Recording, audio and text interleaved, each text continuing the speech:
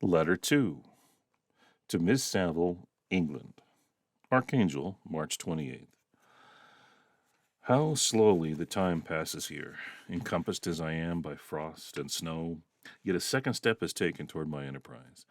I have hired a vessel and am occupied in collecting my sailors.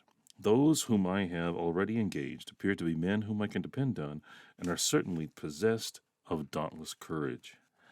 But I have one want which I have never yet been able to satisfy, in the absence of the object of which I now feel as most severe evil. I have no friend, Margaret. When I am glowing with the enthusiasm of success, there will be none to participate my joy. If I am assailed by disappointment, no one will endeavor to sustain me in dejection. I shall commit my thoughts to paper, it is true, but that is a poor medium for the communication of feeling. I desire the company of a man who could sympathize with me, whose eyes would reply to mine. You may deem me a romantic, my dear sister, but I bitterly feel the want of a friend. I have no one near me, gentle yet courageous, possessed of a cultivated as well as a capacious mind, whose tastes are like my own, to approve or amend my plans. How could such a friend repair the faults of your poor brother? I am too ardent in execution, too impatient in difficulties, but there is a still greater evil to me that I am self-educated. For the first 14 years of my life I ran wild on a common, and read nothing but our Uncle Thomas's books of voyages. At that age I became acquainted with the celebrated poets of our own country, but it was only when I had ceased to be in my power to derive the most important benefits from such a conviction that I perceived the necessity of becoming acquainted with more languages than that of my native country. Now I am 28 and am, in reality, more illiterate than many schoolboys of 15. It is true that I have thought more and that my daydreams are more extended and magnificent, but they want, as the painters call it, keeping.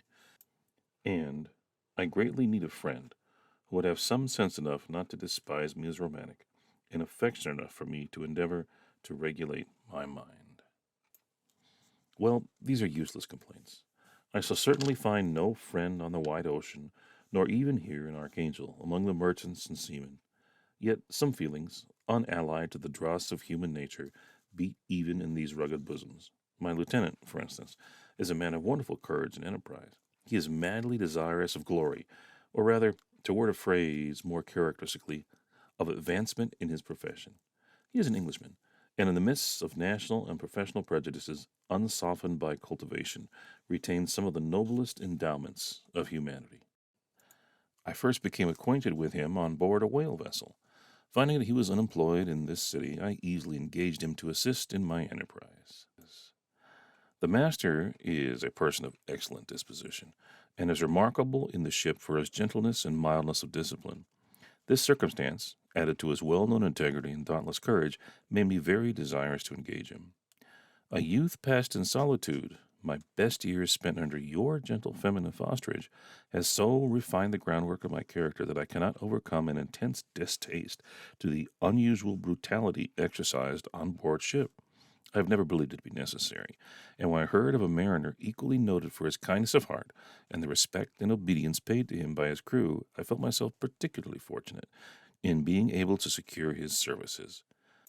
I heard of him first in a rather romantic manner, from a lady who owes him the happiness of her life.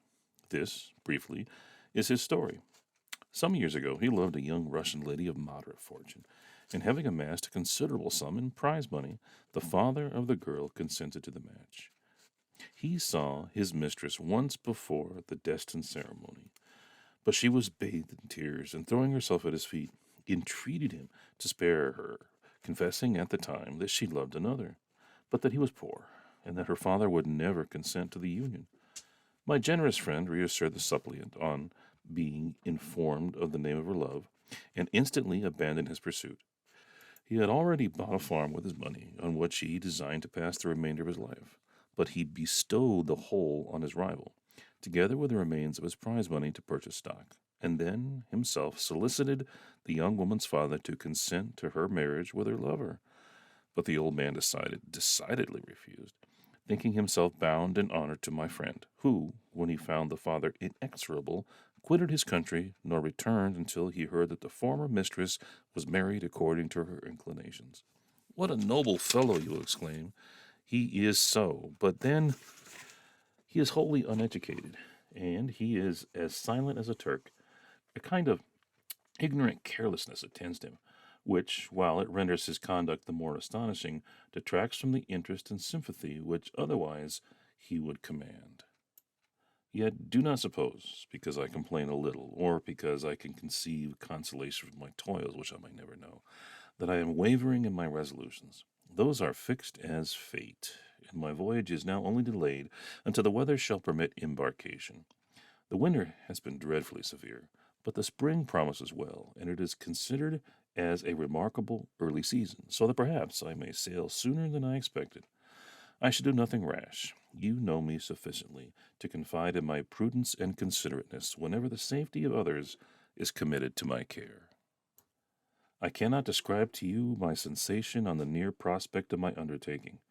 It is impossible to communicate to you the conception of the trembling sensation, half pleasurable, half fearful, with which I am preparing to depart. I am going to unexplored regions, to the lands of mist and snow, but I shall kill no albatross. Therefore, do not be alarmed for my safety, for if I should come back to you as worn and woeful as the ancient mariner, you will smile at my illusion. But I will disclose a secret. I have often attributed my attachment to, my passionate enthusiasm for, the dangerous mysteries of the ocean to that production of the most imaginative of modern poets. There is something at work in my soul which I do not understand.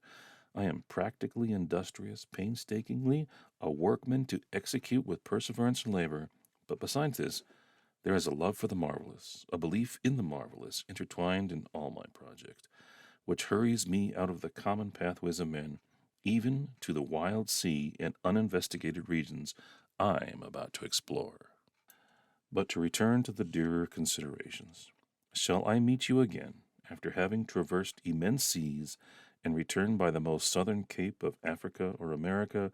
I dare not expect such success, yet I cannot bear to look on the reverse of the picture. Continue for the present to write me by every opportunity. I may receive your letters on some occasions when I need them the most to support my spirits. I love you tenderly. Remember me with affection should you never hear from me again. Your affectionate brother, Robert Walton.